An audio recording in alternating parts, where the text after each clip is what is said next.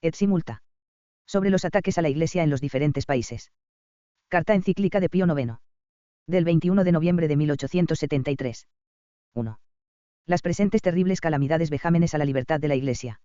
Si bien por diversos motivos hayamos padecido ya desde los comienzos de nuestro ya largo pontificado tristes y lamentables cosas, las que en las frecuentes cartas encíclicas enviadas a vosotros detallamos, en estos últimos tiempos se ha agigantado de tal manera esta montaña de pesadumbre que indefectiblemente sucumbiéramos si no nos sustentará la divina bondad. Más aún las cosas han llegado a tal punto, que sea preferible la muerte a una vida zarandeada por tantas tempestades, y con los ojos vueltos a lo alto, nos sintamos obligados a exclamar, preferible es morir a contemplar las calamidades de los santos. 1. Desde que nuestra amada ciudad, permitiéndolo el Señor, sojuzgada por las armas, fue sujeta al régimen de los hombres despreciadores del derecho, hostiles a la religión, que indiferentemente confunde lo divino con lo humano, ni un solo día ha transcurrido en que no se suman una nueva herida a nuestro corazón sangrante por causas de las injusticias y vejámenes sin cuento. Resuenan aún en nuestros oídos el llanto y los gemidos de varones y mujeres de las familias religiosas violentamente despojados de sus bienes, ellos están empobrecidos, brutalmente arruinados y desbaratados, como suele acontecer, en estas regiones, donde gobiernan las banderías políticas afanadas en convulsionar todo equilibrio social conforme a lo que afirme el gran Antonio citado por Atanasio, el diablo odia a todos los cristianos, pero no sufre de ningún modo a los santos monjes y a las vírgenes de Cristo. Además, lo que nunca hubiésemos imaginado siquiera la Universidad Gregoriana fue suprimida y deshecha, cuya finalidad, según el dicho del viejo autor que escribía del Colegio Romano de los anglosajones, consistió en formar en doctrina y fe católica a los jóvenes provenientes de las más apartadas regiones para que así confortados en un ambiente santo regresaran a sus naciones sin peligro de que en sus diócesis se enseñara nada nocivo o adverso a la unidad católica. De modo que, mientras con criminales estratagemas se nos van retirando todos los auxilios y recursos con los que podíamos regir y guiar a la Iglesia Universal, se patentiza sin ambigüedad alguna, cuán lejos esté de la verdad lo que recientemente se ha afirmado que habiéndosenos quitado el gobierno de la Santa Ciudad no se había disminuido en nada la libertad del pontífice en el ejercicio de su espiritual ministerio y en los asuntos concernientes al orbe católico, y conforme cada día adquiere más relieve lo que en tantas ocasiones y con tanta verdad ha sido declarado e inculcado por nos, que la usurpación sacrílega de nuestra jurisdicción temporal no llevaba otros miramientos que la de resquebrajar la fuerza y eficacia del primado pontífice y destruir radicalmente, si fuera posible, a la misma religión católica. 2. Libertades de la Iglesia Suiza atacadas por la Confederación Suiza. Pero no es precisamente nuestro propósito en las presentes letras poner ante vuestros ojos las miserias, por las que no solo Roma, sino también Italia íntegra se halla asolada, aun estas tribulaciones las encubriríamos con doloroso silencio, si la providencia nos permitiera aligerar con ella las aflicciones profundísimas por las que en otras regiones pasan tantos venerables hermanos en el apostolado. Obispos con su clero y pueblo. Vosotros, venerables hermanos, no ignoráis tampoco que en los cantones de la Confederación Suiza, impulsados algunos, no ya por los heterodoxos de los cuales no pocos han repudiado tales atentados, sino por los entusiastas adeptos de las modernas sectas, que en todas partes apoderándose de los gobiernos, han revolucionado todo orden, han socavado los fundamentos mismos de la constitución de la Iglesia propia de Cristo, y esto no solo hallando las más elementales normas de toda justicia, sino en abierta oposición a las promesas públicas que habían dado, cuando por pactos solemnes, respaldados por el sufragio y autoridad de las leyes de la Confederación, debía quedar sin menoscabo alguno la libertad religiosa para los católicos. En nuestra alocución habida el 23 de diciembre del pasado año,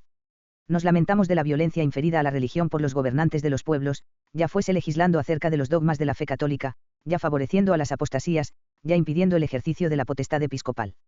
Pero nuestras justísimas quejas manifestadas al mismo Consejo Federal por nuestro delegado, fueron completamente desatendidas, ni cupo mejor suerte a las reclamaciones de los católicos de los diversos órdenes, insistentemente repetidas por el episcopado suizo, y tanto más cuanto que se han renovado nuevas y más afrentosas injusticias a las muchas ya inferidas. Pues, después de desterrar de un modo inicuo a nuestro venerable hermano, obispo de Hebrón y vicario apostólico en Ginebra, lo que redundó en tanta mayor honra y gloria de la víctima, cuanta mayor fue la ignominia y afrenta para quienes lo mandaron y perpetraron, el gobierno de Ginebra, el 23 de marzo y el 27 de agosto de este mismo año, ha publicado 2 leyes en completa conformidad con el edicto propuesto en el mes de octubre del año pasado, condenado por nos en la referida alocución. En efecto, el mismo gobierno se arrogó el derecho de reformar la constitución de la Iglesia Católica en su territorio, amoldándola a las formas democráticas, sometiendo a la ley civil al obispo, ya en lo que respecta al ejercicio de su jurisdicción y administración, ya en la delegación de su potestad, negándole domicilio en su territorio, circunscribiendo el número y límites de las parroquias, imponiendo la forma y manera de elección de los párrocos y vicarios, las causas y circunstancias para su revocación o suspensión de su oficio, autorizando a los laicos para nombrar a los mismos, poniendo también en manos de los laicos la administración temporal del culto, y en general, colocando a estos como censores al frente de las cosas eclesiásticas. Por estas mismas leyes se proveyó que sin autorización del gobierno, y esta reba cabal, los párrocos y vicarios no pudieran ejercer ministerio alguno, que tampoco aceptaran ninguna otra dignidad extraña a la que el mismo pueblo les confiriera, y que los mismos fueran impelidos por la potestad civil a prestar juramento en fórmulas que contienen verdaderas apostasías. 3. Invalidez de todas esas leyes. Condenación de las mismas. Quien no ve que tales leyes no solo son nulas y de ningún efecto por falta absoluta de autoridad en los legisladores laicos, las más de las veces heterodoxos, sino sobre todo porque mandan combatir los dogmas de la fe católica y la disciplina eclesiástica decretada por el Ecuménico Concilio Tridentino y por las constituciones pontificias, por lo que nos vemos precisados a reprobarlas y condenarlas. De modo que, en cumplimiento de nuestro oficio, con nuestra autoridad apostólica solemnemente las reprobamos y condenamos, declarando al mismo tiempo ser ilícito y en toda forma sacrílego el juramento contenido en las mismas, en consecuencia todos aquellos que en la ciudad de Ginebra o en cualquier otro estado, que conforme a los decretos de dichas leyes, o lo que es lo mismo, elegidos por sufragio popular con la aprobación de la autoridad civil, se atrevan a desempeñar los oficios del ministerio eclesiástico, ipso facto, incurren en excomunión mayor, reservada a esta sede apostólica, y en las demás penas canónicas, debiendo los fieles abstenerse de su trato, conforme al aviso divino, como extraños y ladrones que no vienen sino a robar, matar y perder. 4. Dolorosos sucesos en otros cantones suizos. Son dolorosas y funestas las cosas que acabamos de recordar, pero cosas aún más lamentables han ocurrido en 5 de los 7 cantones de que consta la diócesis de Basilea, a saber, Solotura, Berna, Basilea del Campo, Argovia, Turego. En ellos también se han dado leyes sobre las parroquias y revocación de los párrocos y vicarios, destructivas del régimen y constitución divina de la Iglesia, sujetando los ministerios eclesiásticos a una potestad secular y ante todo cismática, a todas por lo tanto, especialmente la que ha sido publicada por el gobierno de Solotur el 23 de diciembre de 1872, los reprobamos y condenarnos, y como reprobadas y condenadas decretamos se tengan a perpetuidad. 5. Valerosa actitud del obispo de Basilea. Protesta por su injusto destierro. Cuando, en fin, el venerable hermano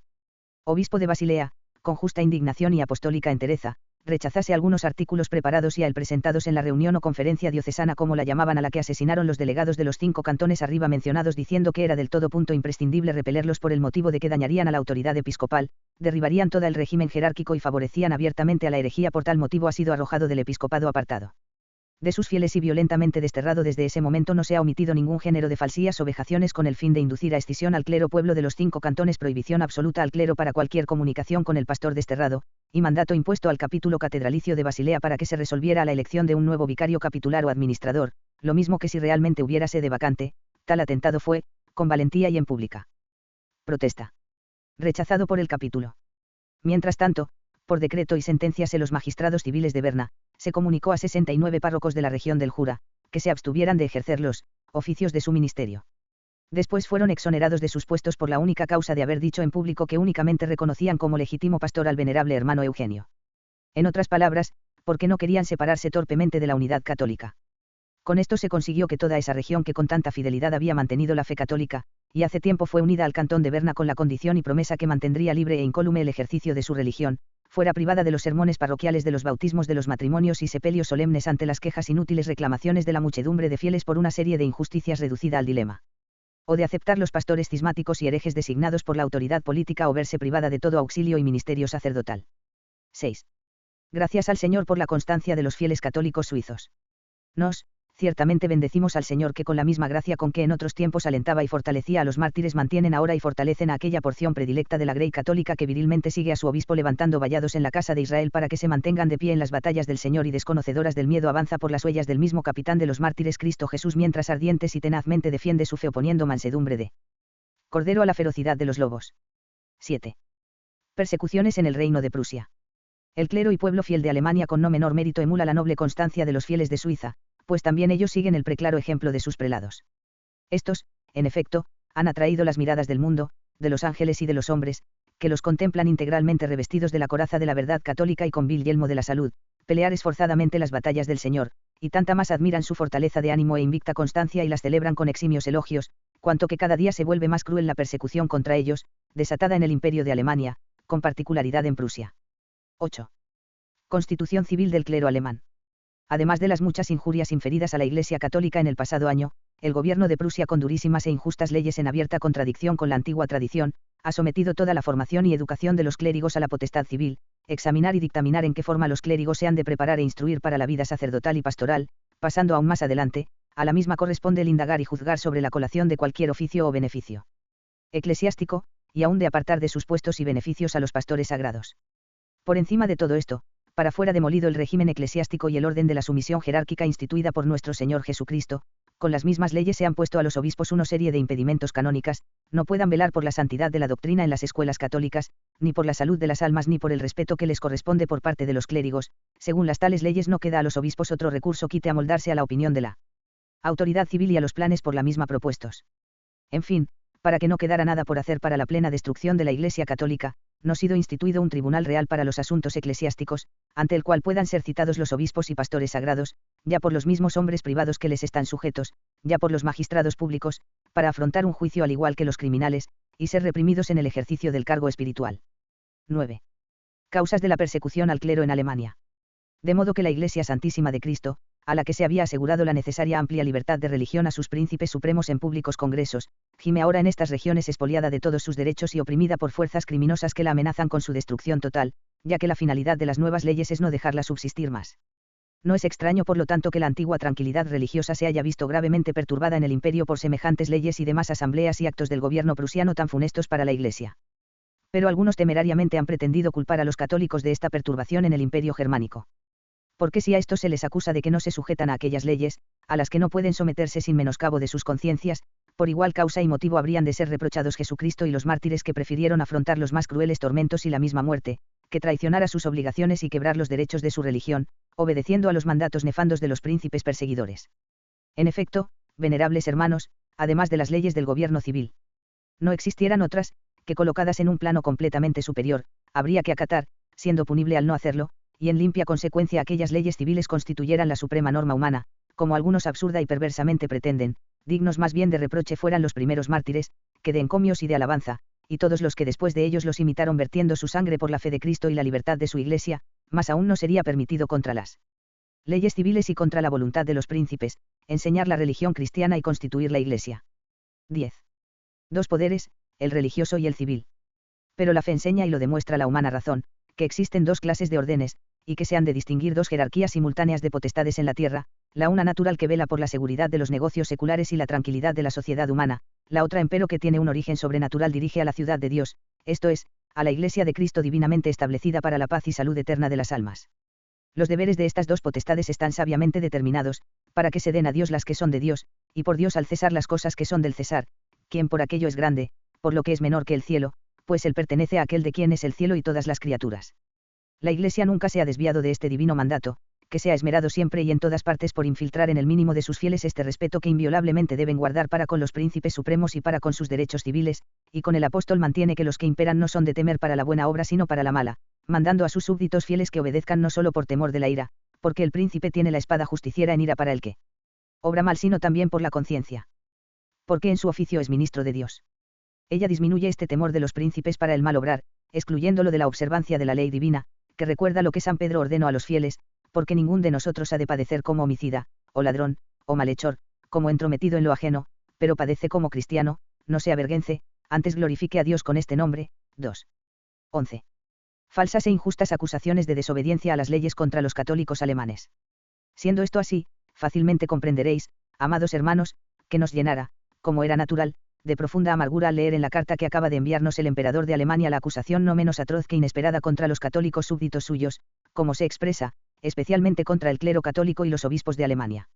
La causa de tal acusación no es otra, que el haberse negado estos a obedecer a las predichas leyes, menospreciando las cárceles y las tribulaciones, y estimando en nada sus vidas, con la misma constancia con que antes de que dichas leyes fueran sancionadas, levantaron su voz en protesta contra los abusos de las mismas, expuestos en graves, solidísimas y luminosas reclamaciones, las que todo el orbe católico ha recibido con entusiasmo y no pocos entre los heterodoxos las han presentado a sus príncipes, a sus ministros y a las supremas asambleas del Estado. Por tal motivo son acusados públicamente de criminales, como si en un solo haz se unieran y conspiraran con aquellos que se esfuerzan únicamente en destruir toda jerarquía social, despreciando multitud de argumentos que atestiguan a todas luces su incondicional respeto para con el príncipe y su fogueado amor por la patria. Más aún, a nosotros mismos se nos solicita que exhortemos a aquellos católicos a la observancia de aquellas leyes, lo que implicaría el que nosotros cooperáramos con nuestra obra a la destrucción y dispersión de la grey de Cristo.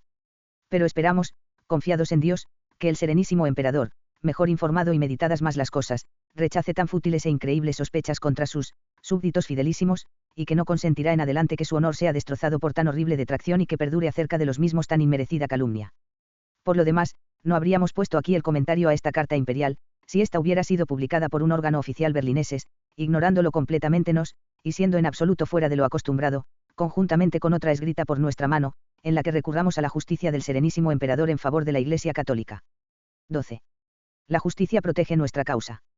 Todo lo que hasta ahora hemos rechazado es manifiesto al mundo entero, por lo tanto, mientras los religiosos y las santas vírgenes dedicadas a Dios son despojados de la libertad común a todos los ciudadanos, y desalojados de sus conventos con inaudita crueldad, mientras son cada vez más sustraídas de la vigilancia y saludable magisterio, mientras se disuelven las congregaciones instituidas para el fomento de la piedad y los mismos seminarios de los clérigos, mientras se coarta la libertad a la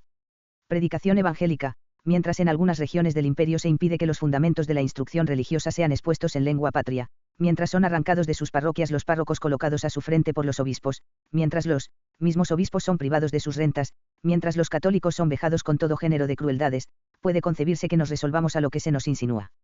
Y que no invoquemos en favor de nuestra causa la religión de Jesucristo y la verdad. 13. Condenación de la secta de los viejos católicos. Ni terminan aquí las injurias que se han inferido a la Iglesia católica.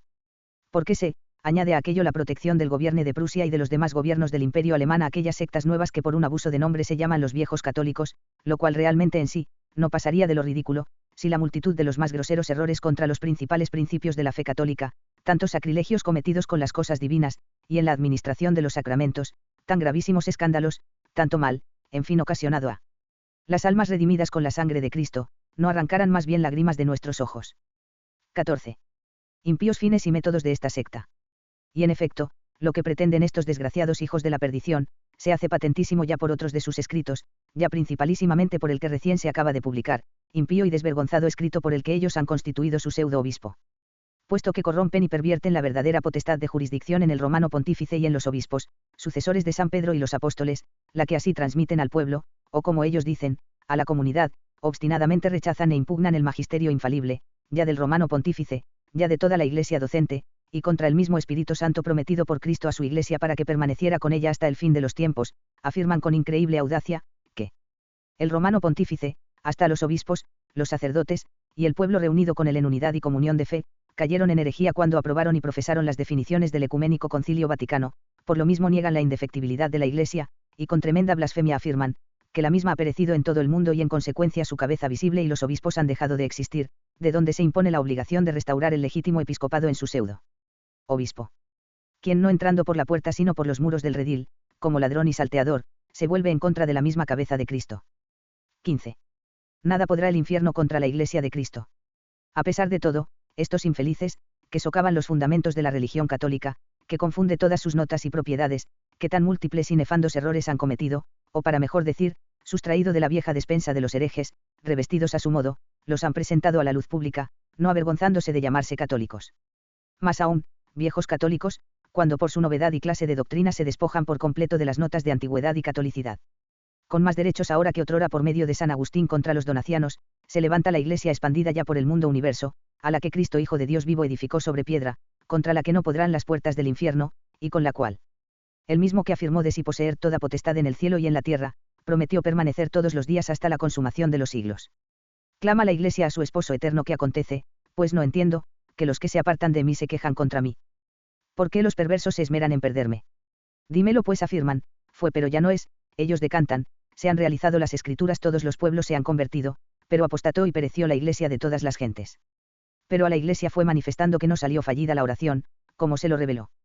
He aquí que yo estaré todos los días hasta la consumación de los tiempos. 3. Impulsada por vuestras voces y por vuestros erróneos pensamientos, se vuelve a Dios preguntando sobre la brevedad de sus días, y encuentra que el Señor le dice, he aquí que yo estaré todos los días hasta la consumación de los tiempos. 4. Pero vosotros decís, de nosotros se dice que estamos y estaremos hasta la consumación de los tiempos.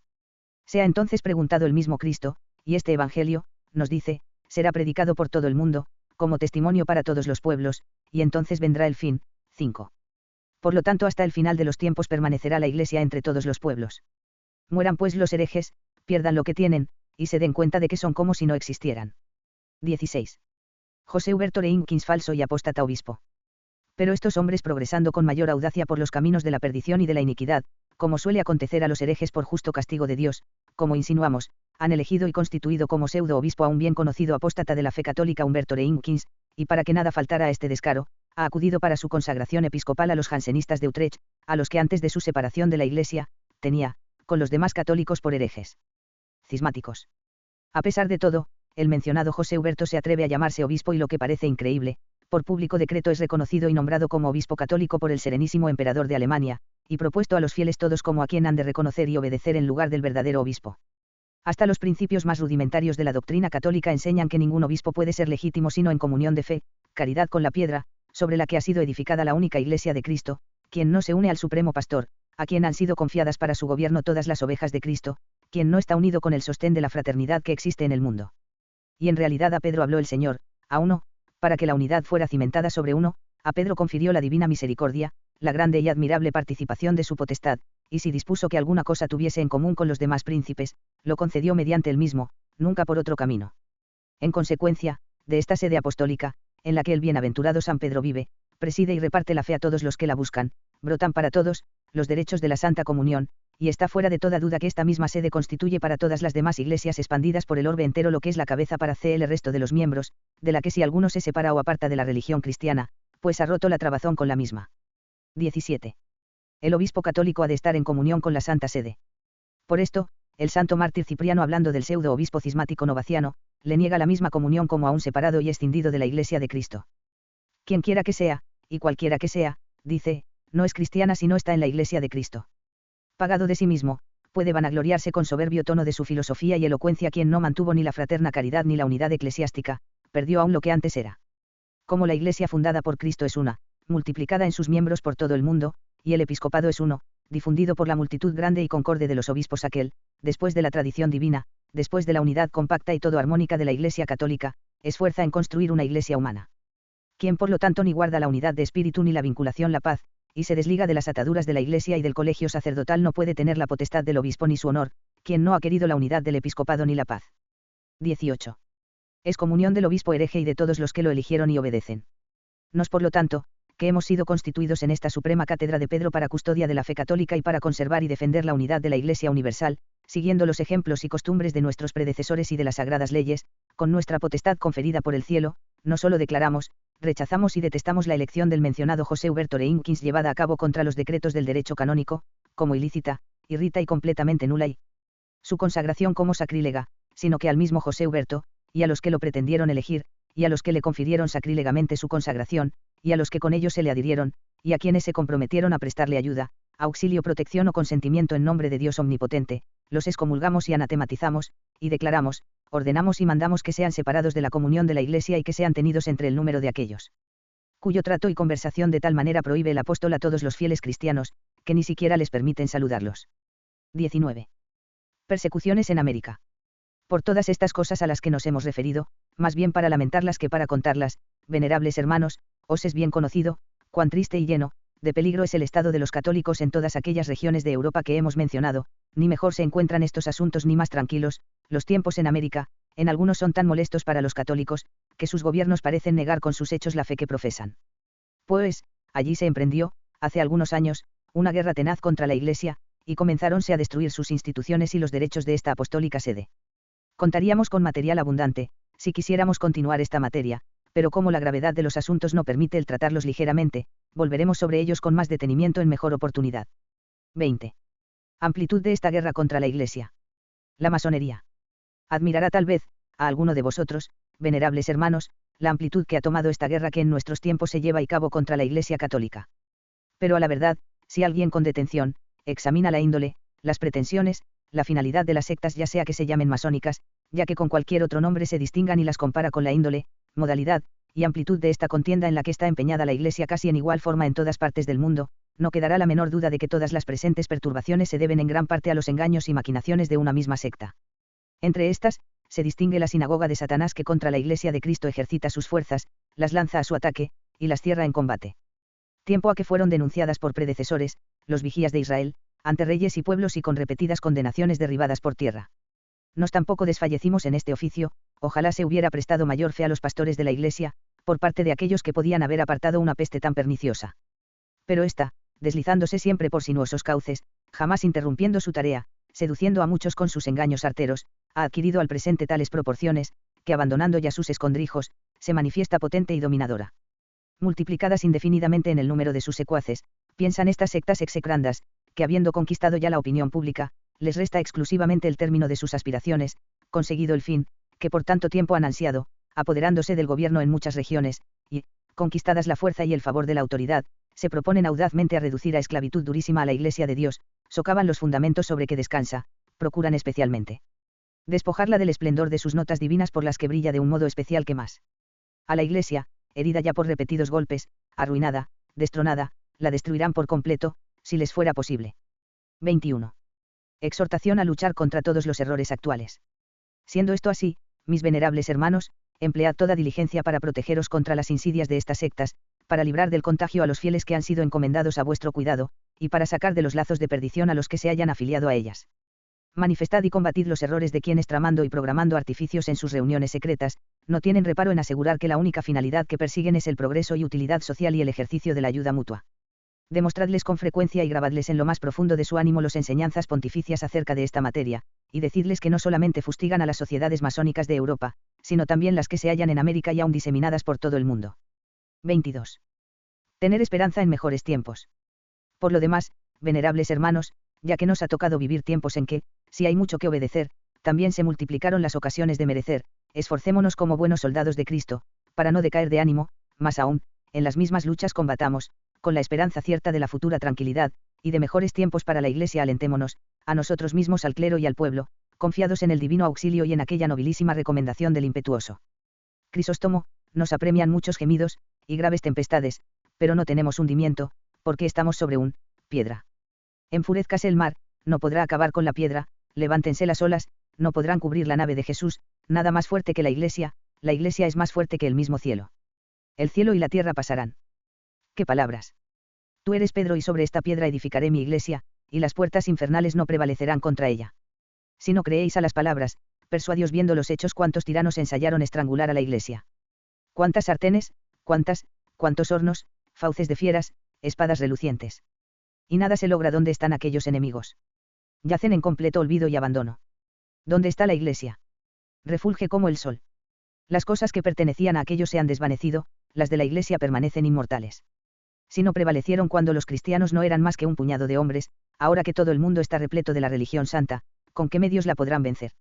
El cielo y la tierra pasarán, mis palabras no pasarán. Por lo tanto, sin dejaros intimidar por ninguna clase de peligros, y sin la menor perplejidad, continuemos en la oración, procurando apaciguar las iras del cielo provocada por las maldades de los hombres, hasta tanto que levantándose en su misericordia el Omnipotente mande a las tempestades, y vuelva la bonanza.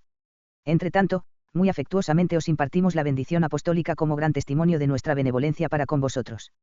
Venerables hermanos, clero y pueblo universo confiado a vuestros cuidados. Dada en Roma cabe San Pedro. El 21 de noviembre del año del Señor 1873, de nuestro pontificado el 28º. Pío IX.